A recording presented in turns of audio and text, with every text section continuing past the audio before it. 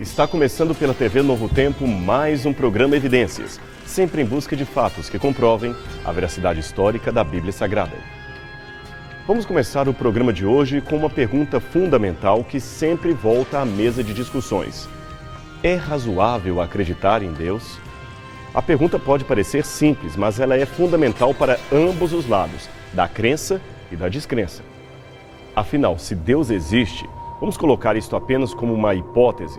Descobrir quem Ele é, como Ele é e o que quer de nós é a resposta que buscamos sobre a razão de nossa existência. Por outro lado, se não existe Deus, novamente colocamos isto apenas como uma hipótese, quanta coisa teria de ser corrigida em nossa trajetória? A própria história universal teria que ser praticamente reinterpretada. A base de muitos comportamentos, valores e aspirações teria urgentemente de ser revista. Talvez se estivéssemos no começo da Idade Média, não teria sentido nenhum discutir se Deus existe. Esse era um dado ipso facto, ou seja, algo consequentemente óbvio, do qual ninguém, em sã consciência, teria condições de negar. Naqueles anos, a ideia de Deus era considerada algo central à vida e à sociedade humana. Ninguém pensava sobre a vida a não ser da perspectiva do céu e da religião. Herdeiros da cosmologia de Aristóteles, os cidadãos medievais viam o universo como uma obra acabada de Deus, um emaranhado de esferas concêntricas, perfeitas, todas eternas, cheias de planetas e estrelas que tinham a Terra como centro de todas as coisas. Além de Aristóteles e Platão, essa noção geocêntrica do universo devia-se também a um outro homem, Cláudio Ptolomeu, que, embora não fosse cristão, forneceu o modelo de universo que interessava à Igreja da Idade Média. Mas não nos iludamos pensando que este mundo guiado pela cosmovisão teocêntrica era um mundo agradável e belo de se viver. Pelo contrário, o domínio eclesiástico medieval trouxe tantos desmandos em nome da fé que desgastou a imagem de Deus perante os homens. O lema daquela época era apenas um, e eles ainda o diziam em latim: Roma locuta, finita causa est. Roma falou, acabou. Não há o que questionar dos dogmas da Igreja. Para o intelecto do homem medieval, Deus criou o mundo e pôs o homem para morar nele. Esse era um dado natural, concebido espontaneamente e mesmo sem ser algo de evidência imediata, afinal ninguém viu Deus criando o mundo, não havia necessidade alguma de demonstrá-lo pela razão. A bem da verdade, embora a maioria dos historiadores caracterizem esse período chamando-o de teocêntrico, podemos questionar se o melhor não seria chamá-lo de eclesiocêntrico, pois, na verdade, quase não havia uma compreensão de Deus real a não ser aquela mediada pela Igreja. E esta compreensão que a Igreja dava de Deus, como já mencionamos, não era a melhor que se podia delinear. Aos pobres era ensinado que se contentassem com a miséria, pois esta era a vontade de Deus para a sua vida. Já os ricos eram ricos porque gozavam de bênçãos celestiais. As tragédias como as pestes, embora viessem do diabo, não deixavam de ser um castigo de autoria divina. Enquanto os religiosos, clérigos e nobres ficavam se banqueteando nos seus castelos, o povo passava fome, pois não tinham nem farinha para fazer ou assar um pedaço de pão. Contudo, estranhamente, ninguém ousava enfrentar a hierarquia dos feudos, da igreja e da monarquia. A maioria dos cidadãos vivia à margem de qualquer direito civil, mas o medo de ir para o inferno inibia qualquer questionamento ao sistema e aos dogmas da religião. O exagero e as injustiças em nome de Deus eram tão grandes que até mesmo fiéis seguidores da igreja às vezes não aguentavam ficar calados e denunciavam com fúria a atrocidade que testemunhavam. Um exemplo disso está no desabafo de São Francisco de Assis em relação às cruzadas religiosas, das quais você certamente ouviu falar. Com o suposto objetivo de libertar Jerusalém das mãos dos muçulmanos, legiões de homens foram enviados para a batalha no Oriente Médio. Alguns poucos eram nobres, mas a maioria era do povo comum, o mesmo povo faminto que estava acostumado a comer ratos. Agora veja o contraditório. As cruzadas diziam ter por objetivo criar um caminho seguro para os cristãos visitarem a Terra Santa. Contudo, o historiador italiano Francesco Gabrielli reuniu testemunhos de vários cronistas medievais, mostrando que até depois da metade do século XII, os cristãos podiam visitar livremente a Palestina e todos os lugares santos do cristianismo. Não havia, portanto, razão para esta guerra santa promovida pelos reis e pela igreja. Os motivos, na verdade, eram outros. Eles queriam esvaziar os feudos e conquistar novos territórios, além, é claro, de ocupar a mente dos pobres para evitar uma possível revolução contra a igreja, contra a nobreza e, novamente, contra a monarquia. Assim, em 1095, o Papa Urbano apelou aos cristãos para que formassem um exército e marchassem para a Terra Santa. Os soberanos, como era de se esperar, não fizeram parte dessa primeira cruzada, mas as classes mais baixas da sociedade responderam com muita alegria. Enviados do Papa rodavam a Europa anunciando a convocação de Roma. Milhares de camponeses e desvalidos sociais atenderam prontamente ao alistamento do Papa sob a promessa de riquezas espirituais, materiais e principalmente para fugir da fome e da miséria na qual viviam. Não é à toa que essa cruzada foi batizada com o nome de Cruzada dos Mendigos, pois a maioria deles eram andarilhos vindos da Alemanha, França e Itália. Deixe-me contar uma história para você. Em 20 de abril de 1096, antes mesmo que a cruzada oficial estivesse pronta, um religioso chamado Pedro o Eremita conseguiu reunir 20 mil pessoas, isto mesmo, 20 mil pessoas recrutadas para lutar a guerra do Papa. Essa gravura do século XIV traz o desenho de Pedro liderando a primeira cruzada. Partindo da colônia, ele ia à frente do exército com um crucifixo e rezas fazendo homilias religiosas.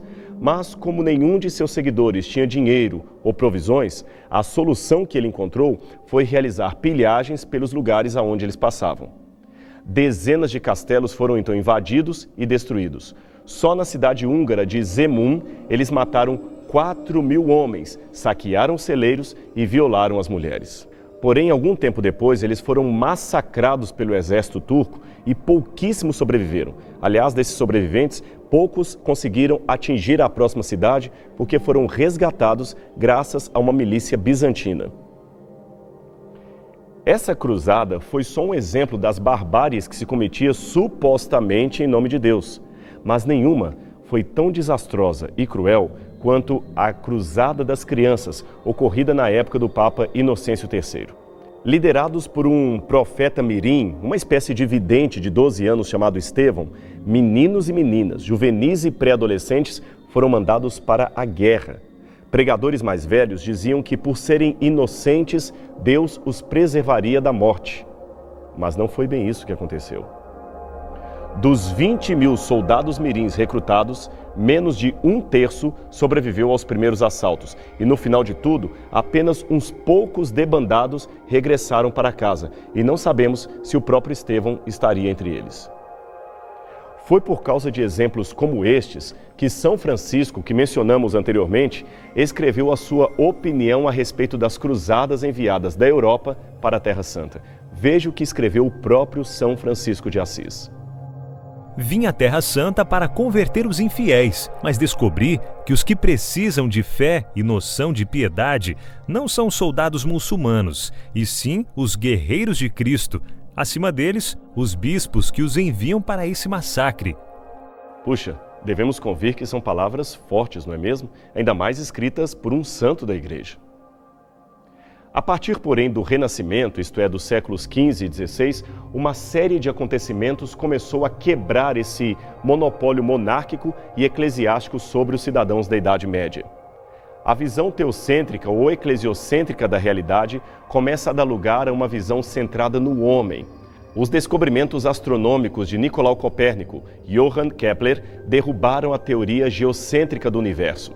E Galileu Galilei fez o seu aporte especial ao inaugurar o experimentalismo e lançar os alicerces da ciência moderna. Por pouco, ele foi morto ao ser convocado por um tribunal eclesiástico para dar explicações acerca de suas estranhas teorias que contradiziam os dogmas da Igreja. Outro fator decisivo foi a invenção da imprensa, conhecida no Oriente, mas ignorada na Europa. Até que em 1456, o alemão Johann Gutenberg revela a sua genialidade ao construir uma máquina capaz de reproduzir livros. Agora, a difusão dos livros já não dependia mais do trabalho lento, artesanal e quase exclusivo dos monges copistas trancados em conventos isolados. As ideias agora e o conhecimento poderiam ser propagados com rapidez, precisão e economia por toda a Europa. Depois, em 1492, temos ainda o extraordinário descobrimento da América.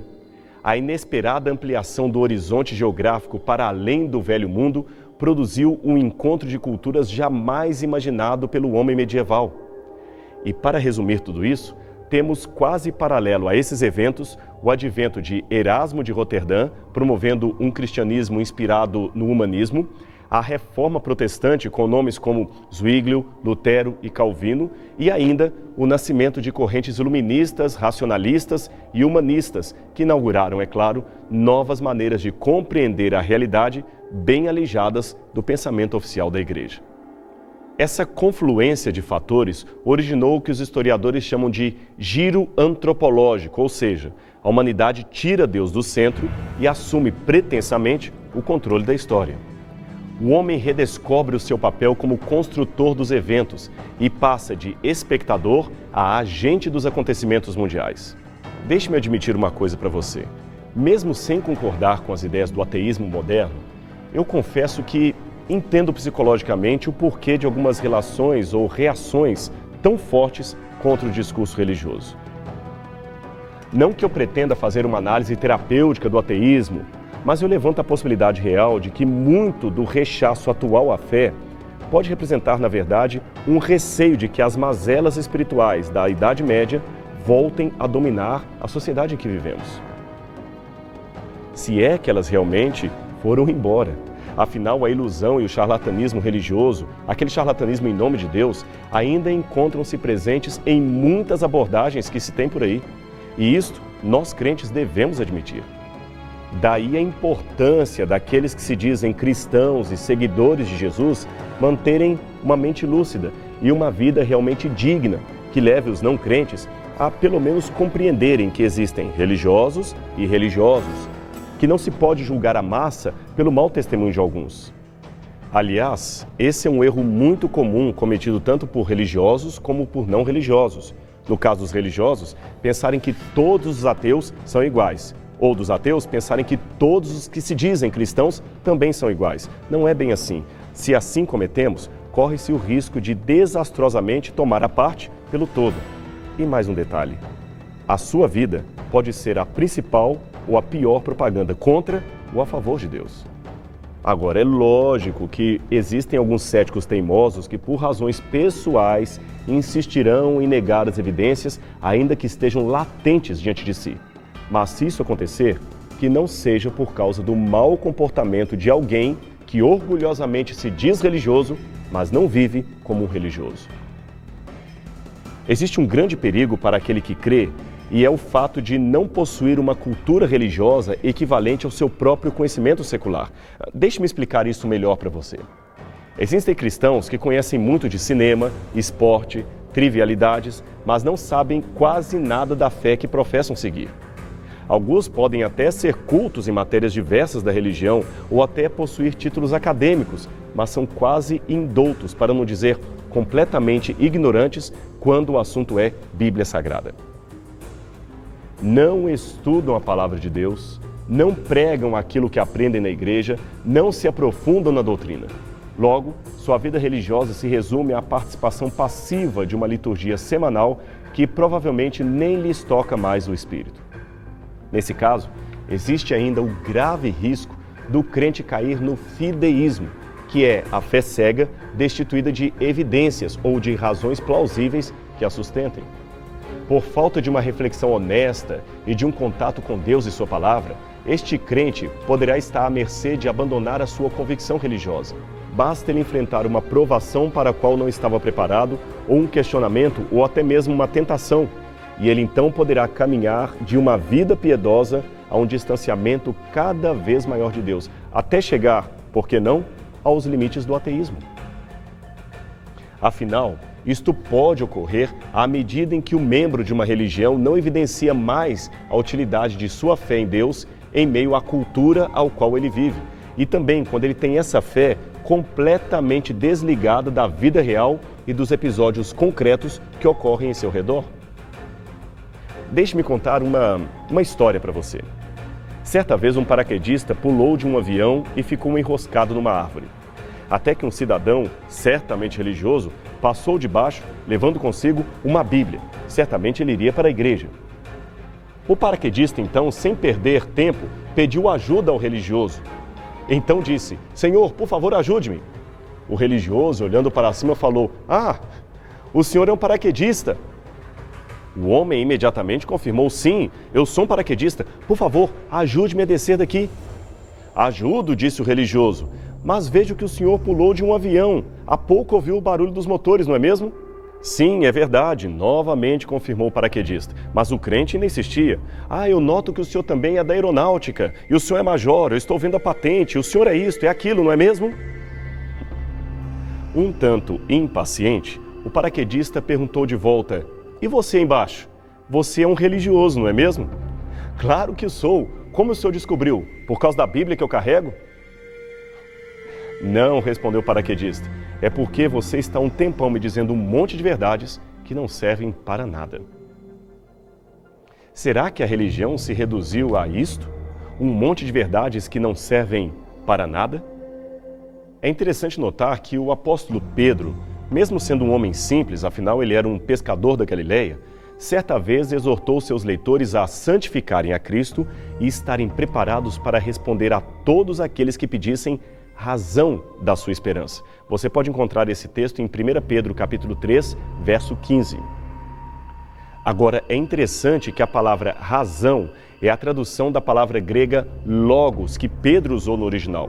Ora, logos quer dizer raciocínio, estudo, discurso lógico. Desta palavra vem o termo apologia, em grego, que quer dizer defesa racional. No caso dos cristãos, defesa racional da fé. Aqueles que são seguidores de Jesus Cristo têm de estar dispostos a mostrar o logos, isto é, o sentido profundamente racional de suas convicções, e demonstrar tanto pelo que dizem, como pelo modo que se comportam. Afinal, a minha vida pode ser a única Bíblia que muita gente está lendo lá fora. Veja mais o que Pedro também escreveu. Mantenham vosso comportamento de maneira exemplar entre os não religiosos, para que naquilo que falem contra vós, possam, através de vosso comportamento, perceber que estavam errados e glorificar a Deus no dia do juízo. 1 Pedro capítulo 2, verso 12. Além de Pedro, Paulo também escreveu uma coisa interessante aos cristãos de Roma. Ele colocou nesses termos: Rogo-vos, pois, irmãos, pelas misericórdias de Deus, que apresentais os vossos corpos por sacrifício vivo, santo e agradável a Deus, que é o vosso culto racional. Romanos capítulo 12, verso 1. Infelizmente, até alguns cristãos cultos do passado cometeram o erro de achar que fé e razão eram coisas inconciliáveis e que uma não estaria de maneira nenhuma conectada à outra. O teólogo e filósofo dinamarquês Søren Kierkegaard, por exemplo, escreveu no século XIX que aquele que crê deve estar disposto a fechar a boca para a razão. É claro que esta frase tem um contexto no qual ele criticava o sistema hegeliano de seu tempo, que priorizava o pensamento abstrato em detrimento à realidade humana, aquela realidade concreta, que envolveria, claro, as escolhas e o compromisso pessoal. Não obstante, muitos seguiram a sua proposta, julgando que a fé não necessitava de razões que a fundamentassem. Maurice Clavel, por exemplo, foi um famoso filósofo francês que nos anos 70 escreveu uma obra, C'est que je crois, em que eu creio, na qual ele afirmou que o que importa é a fé e nada mais. A fé não pode ser simplesmente declarada, ela tem de ser demonstrada, por isso ela demanda a inteligência, que aliás é um dom dado por Deus. É claro, isto não significa que teremos de demonstrar todas as afirmações da fé ou temos a resposta para todas as perguntas. Há muitos pontos que ainda não alcançamos uma compreensão plena daquilo que cremos, mas é justamente a sensatez daquilo que podemos compreender que gera confiança naquilo que ainda não entendemos. Deixe-me ilustrar isso para você. Eu não sou formado em medicina, logo eu não compreendo tudo o que o médico me pede. Eu não sei decifrar a linguagem dos exames laboratoriais, nem explicar cada procedimento durante um tratamento médico.